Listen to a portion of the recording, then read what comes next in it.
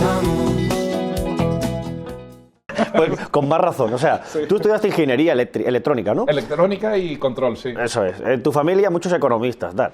Yo me imagino que le digo, oye, mamá, que mira, que me está interesando mucho esto de la hipnosis y que me voy a dedicar a ello, que me voy a interesar y tal, y lo de la ingeniería ya para otro momento, ¿eh? Claro, yo no sé eso cómo se lo tomarían, no solo tu madre, sino también tu entorno, la sociedad, ¿no? Sí, los amigos y tal. Oye, tú estás loco, ¿no? La hipnotizaste al decírselo para que se lo tomase mejor. Es difícil porque, mira, yo algo que me siento hoy por hoy afortunado es precisamente de dedicarme y vivir de lo que me gusta. Claro.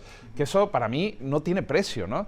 Y efectivamente muchas veces nos da miedo arriesgarnos, primero porque a lo mejor no tenemos una persona cercana que nos pueda decir sí se puede vivir de esto, porque yo no conocía a ningún mago, ningún hipnotista que viviera bien de esto, ¿no? Como tienes la imagen del artista pues que la está sufriendo, y bueno, sí sufrimos muchas veces, pero como cualquier otra profesión, ¿no? Tú puedes ser un ingeniero y tener rachas malas y no tener trabajo y otras, ¿no? Nada te garantiza ser estable, ¿no?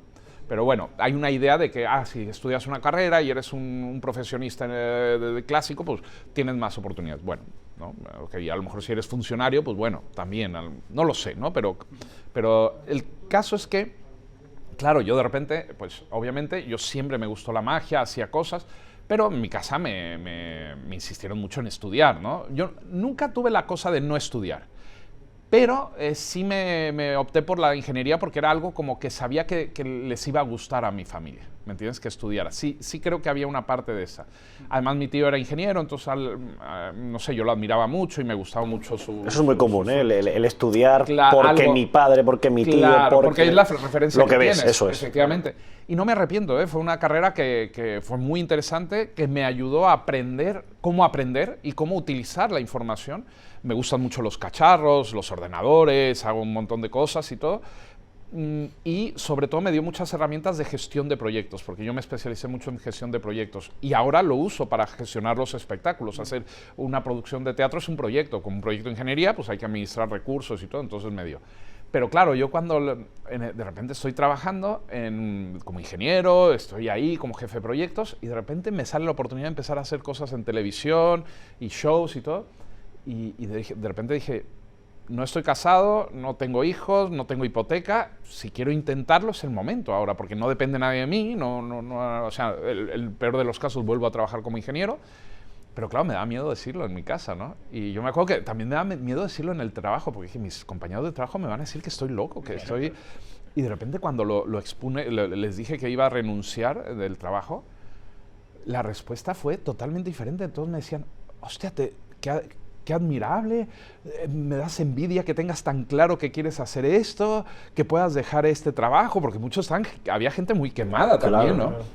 Y entonces yo flipé, porque en lugar de esa idea de, no, es que ¿cómo vas a dejar este trabajo fijo? No, al contrario, o sea, yo vi una admiración de eso, ¿no? Y yo me acuerdo que yo no le dije a mis padres de que iba a renunciar, porque yo había tomado la decisión, pero no quería que me trataran de convencer de lo contrario. Entonces yo no les dije, y mi madre justo nunca me llamó al trabajo, y esa semana que renuncié me llamó al trabajo, y claro, le dije, no, ya no trabaja aquí.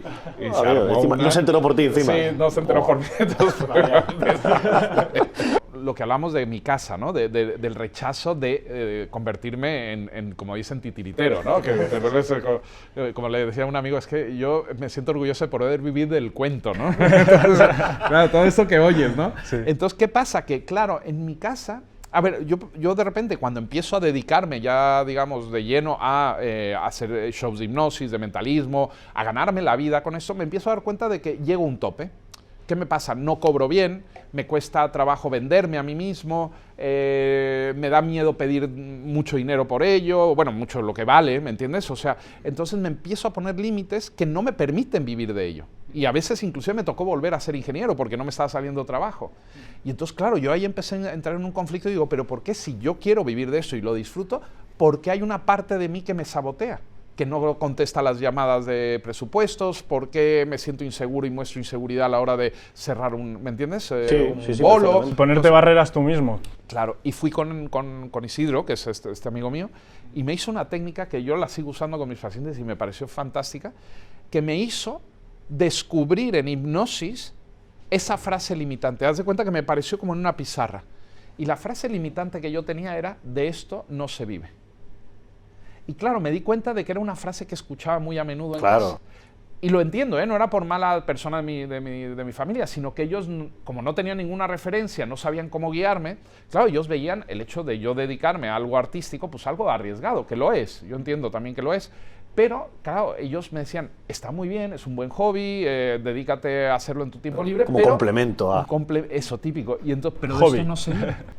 De esto no se Y vive. tú eso lo tenías dentro, ¿no? Y O yo sea, lo tenía dentro. Y me di cuenta en ese momento. Y claro, ¿qué pasa? Que hay una parte mía que trataba de cumplir esa frase para darle gusto a mis padres, a la sociedad, a mi familia.